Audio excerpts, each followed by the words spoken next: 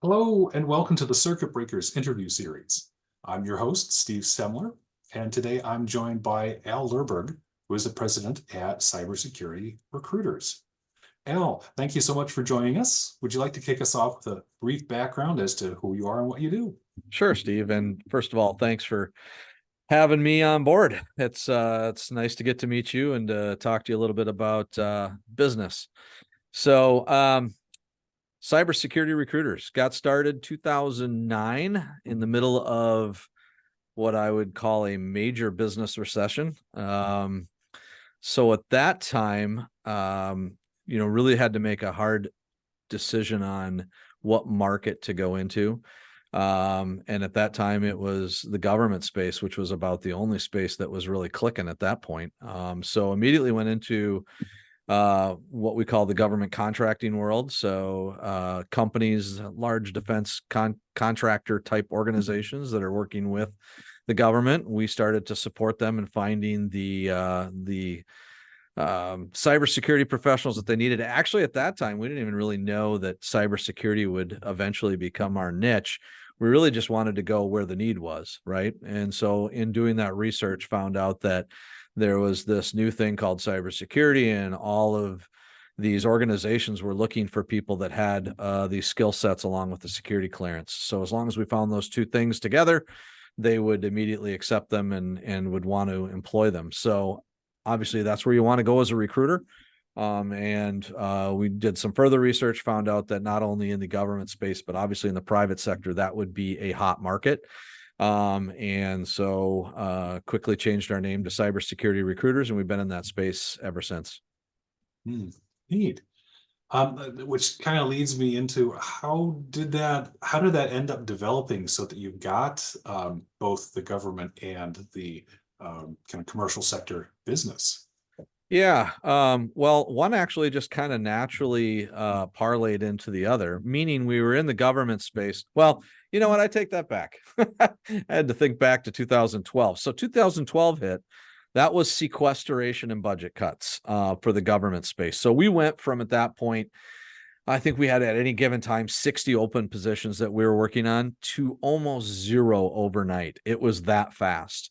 The government basically shut off the spigot at that point, said they were no longer going to fund some of those programs. And so we had already pivoted into the private sector a little bit, but that was the kick in the butt that we needed to go fully into the private sector at that point. And we were fully in the private sector from 2012 to about 2018. Until the government actually came to us and asked if we could help them on a key recruiting project that they had. And this was directly with the government. So this is no longer working with the contractors that were working with the government. This was working directly with the federal government to help them, actually the DoD, to help them find cybersecurity professionals that they had for various programs that they had within the federal government. So anyway, we operated on that contract as a prime for 2 years. And then again, we'd already been in the private sector at that time as well. So we did both from 18 to around 2021. And then we've been back in the private sector. But the funny thing is things are always cyclical, right, Steve? So now we're actually getting our foot back into the government contracting space because the private sector has started to tighten up again. So we go where the money is, we go where the need is. At the end of the day, we do want to get paid, obviously, for what we do, but also we want to go where people need us, right? And so the demand right now seems to be shifting back into that world. Yeah, and with cybersecurity, the demand in particular seems to, from all the stats and things I've been seeing, far outstrip the ability to have the supply of people with enough certifications or practice or experience. How do you go after that challenge? Well, that's kind of a sore subject for me sometimes, Steve, and I'll tell you why. I think a lot of those headlines are misleading at best, and at worst, I think that they're lagging indicators and they're way behind what's actually happening. We have found, it has been our experience, that finding professionals in this space, as long as you're connected and know where to look, is not difficult. So there's people out there that have the experience. There's people out there that have the background. As long as your job description is reasonable, as long as your compensation is within market norms, you can absolutely find the talent. We've proven that time and time again. So there is not a talent shortage, which is what the headlines always read. There is actually a process and a recruiting process problem, if you want to call it that, in my opinion. Because a lot of times the job description, or what we call a job order, will have, really it's 4 jobs in one, right? And what they're looking for is the best bang for their buck. I completely get that. But at some point, one person can only do so much. And so throwing everything but the kitchen sink into a job description, paying 20,000 under market conditions, or maybe even 50,000, and then complaining that you're not finding the talent is silly. Yeah, I have run into the unicorn problem from the HR side of things many times, just yesterday, in fact, where exactly the same thing. They're packing more than the job could reasonably be expected to do, and one person in the job as well. Yeah. Yes. So Yeah, we see that a lot on this end. And what we try to do is we educate our clients on, okay, if you know, what are the 3 key skill sets that you're actually looking for within this job description that's going to have the biggest impact, or that you need to, whatever problem you're trying to solve, that'll solve that problem for your organization. We try to walk them through that so that we can narrow those 15 things down to maybe 3 key things that the organization needs. And then we'll find you that human being, because that human being exists. But the one that does 15 things for $50,000 less than what your competition is paying, that person doesn't exist. We're not going to find that person, and neither is any other recruiter on the planet. yeah. And for kind of competition between or among recruiters, what has made you successful in being able to kind of continue to get the people you need to fill the orders? Yeah, that's a good question, Steve. So, number one, dedication to this niche. When you've been in it since 2009, you've pretty much seen almost every position within this niche, from chief information security officer to business information security officer, which is now the BISO role, which is kind of up and coming. It's new. Bigger organizations will have that type of person on their staff, and then all the way down to your security analyst or your SOC analyst, and pretty much everything in between. We've worked on the GRC side. So experience being here. Number 2, being dedicated to this niche.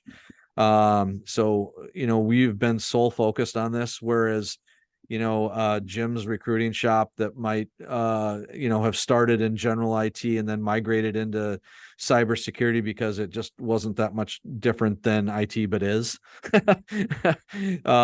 So, we've been dedicated to this niche again since 2009. And then the third thing is we provide a contract staffing option. So you may or may not know this on the research that you did before we got on the call, but we're part of the MRI network. And the MRI network is actually a franchise organization. Okay, so you're familiar with it. And we've got 400 plus offices. So being part of a much bigger network, I can scale up to size that I need to, and then scale back down. Like, it provides a lot of flexibility for me. But on top of that, I also can provide contract staffing. And contract staffing, there's a lot of organizations that do it, but also a lot of them have to go to the local bank and get payrolled. And if I'm a professional working in the space, the one thing I think that would be most important to me, Steve, is that I get paid on time every single week. I can guarantee that because we use People 2.0 as our back office support. It's a $1.2 billion payroll processing company. They work globally. So that allows me to kind of offload the payroll, the benefits, and all those pieces to them, let them focus on that, so that our contractors and people that work under our umbrella can be ensured that they're going to get the benefits, they're going to get paid on time, and they're going to work for, yes, we are a small company, but we're really a representative of a much bigger or larger organization that's handling all of that back office work for us. Yeah, a true advantage of the franchise and the network that's available. Exactly. And when we got our government contract, just to give you an example of that, Steve. So when we got our government contract, I couldn't do everything that they were asking to do. They wanted hundreds of positions filled. Okay, so a small office is not going to be able to tackle that on my own. Well, I was able to reach within the network, find a large prime that could be my subcontracting company. I'm sorry, I said large prime. Large company that could be my big business partner and would have, let's say 15 to 20 recruiters working for me as a subcontractor. So it allowed me to have that flexibility to scale up very quickly, partner with that company, and we were able to perform on the contract and get great scores from our performance. Great. Well, cool. Well, what do you do in the constantly evolving landscape to stay adaptable and open to change? Like, what do you do to break the circuit of the routine and stay focused on innovation? Yeah, that's probably the hardest part because cybersecurity is changing constantly. And so their technologies are changing, so we have to stay on top of that. Our technology is changing rapidly. If anybody that's used LinkedIn will know that over the last 10 years, it went from kind of a strange one-off to now it's kind of the main resource that everybody utilizes to not only post that they have opportunities, but also to find talent.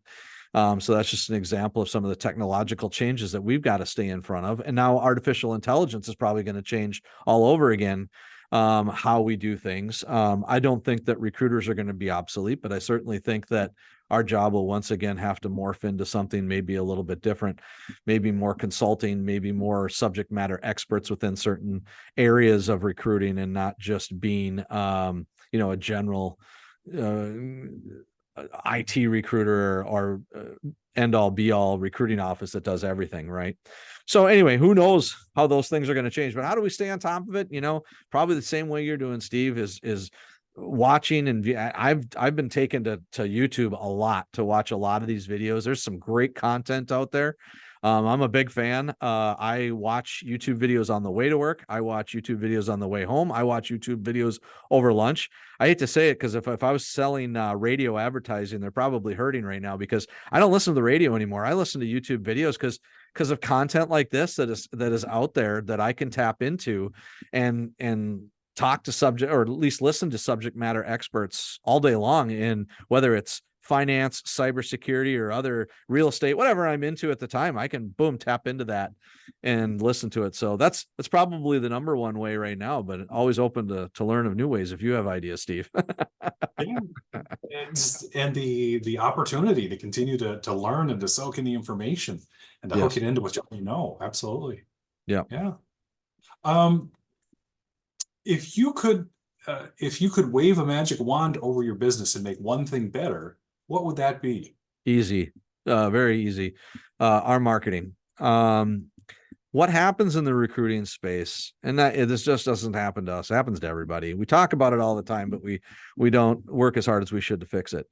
But what happens in the recruiting space is you work really hard to market your services, and then eventually you get a client, and that client might give you multiple opportunities, and you want to do a damn good job for that client. So what you do is you clear your desk and you do nothing but work on the job orders for that client. And you do that for, it could be weeks, it could be months. In our case, we've had clients where we've done it for years. Well, what happens when then that client, their business slows down or they have layoffs? It's exactly what happened to us this year. We had multiple Fortune 500s we were working with, and basically all at the same time, they put the brakes on their hiring processes. They put hiring freezes into place. It's reflective of the overall economy and what's happening in the overall economy, and we get that. But if we would have stayed marketing that entire time and not just focused on those clients, we probably at this point would have had more to fall back on instead of, some of the contractors that we have out working today. But we would have more job orders at the end of the day, to be honest with you. So number one, and that's the easiest question to answer, and that's marketing. We need to do a better job at not only getting our name out there, but networking, getting in front of clients. It's very hard as a recruiter to leave your desk, to leave this computer, and to go out and to meet clients and talk about their needs. But that is where you make those connections, and that's where you get business.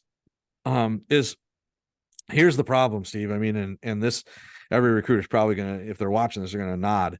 is the problem is people don't answer their phones anymore.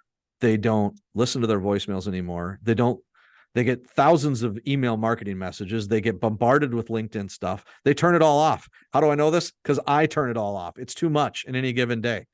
So the hardest part now is probably been what the hardest part has always been, which is networking, getting out and meeting new clients, finding out what their needs are, and then being able to support those clients. We can support the clients. We just got to go out there and let them know that we do what we do. Yeah, that makes sense. Well, what advice would you offer to aspiring entrepreneurs who are just starting out or facing challenges in their businesses in the tech sector? Man, a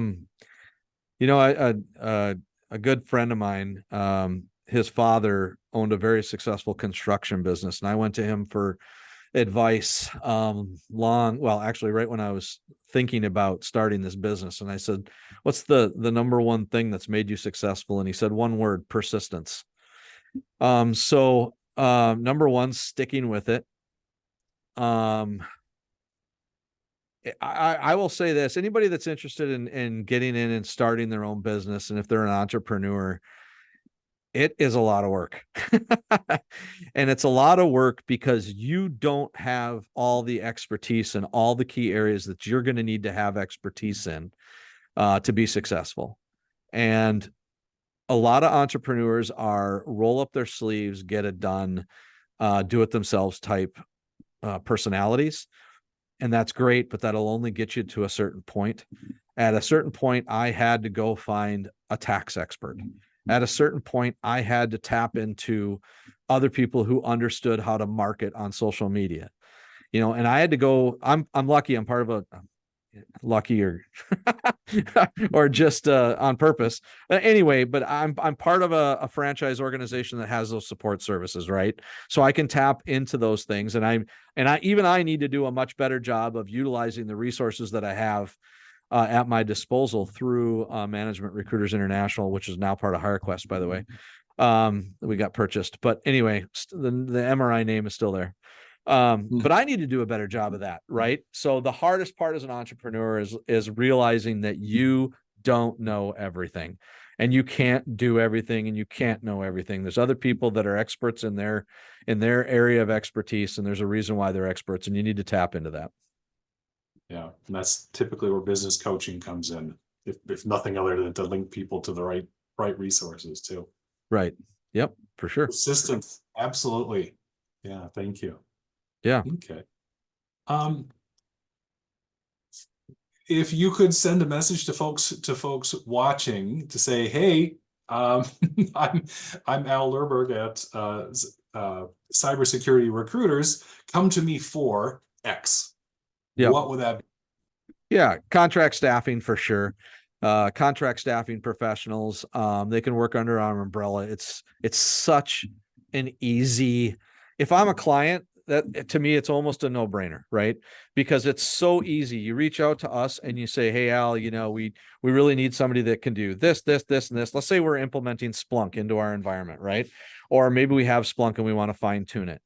I probably within 3 days, if or less, I will have 3 Splunk experts resumes and profiles in front of you that I've qualified or that we have qualified. You'll get that.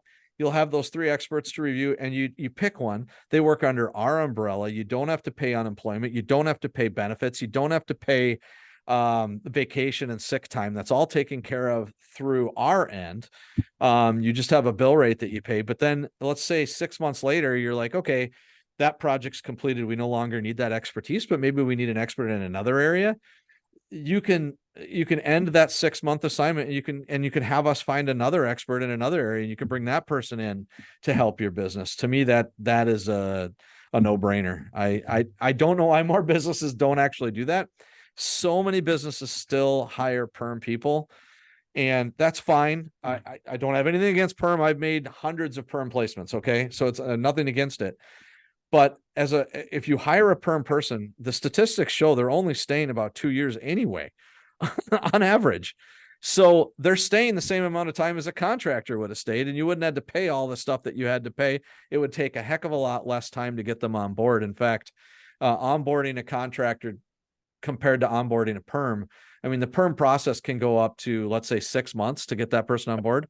I mean, the longest a contract assignment takes is probably 6 days to get, maybe a couple weeks at the end of the day, and you could actually have them on site. So for me, that's the no-brainer. But hey, I want to get back to one thing real quick, the persistence thing that I brought up. Yeah. So this is going to happen to every entrepreneur. I almost can guarantee it, unless maybe you're Steve Jobs, but it even happened to him too. There are going to be times where there are business downturns. There's going to be times when it just feels like I should be doing something else. There's going to be times where you think that this is not what I was meant to be doing. Okay. That just happens to everybody that I've talked to. And I will admit that at one point I was even looking, what else can I do that's different than this? Because I'm just not getting enough business. And it was literally the next week that the government called, and we ended up being a prime contractor on a $12 million DoD contract. So persistence is so important. Because if you keep clawing away at it, if you keep trying, if you stick to what you're good at, and there's a market for it, obviously, eventually things will happen. So anyway, I just wanted to hit on that one more time. But hopefully I answered your other question as well on entrepreneurship. Yeah, makes perfect sense. And thanks, because sticking with it, persistence, and knowing the market.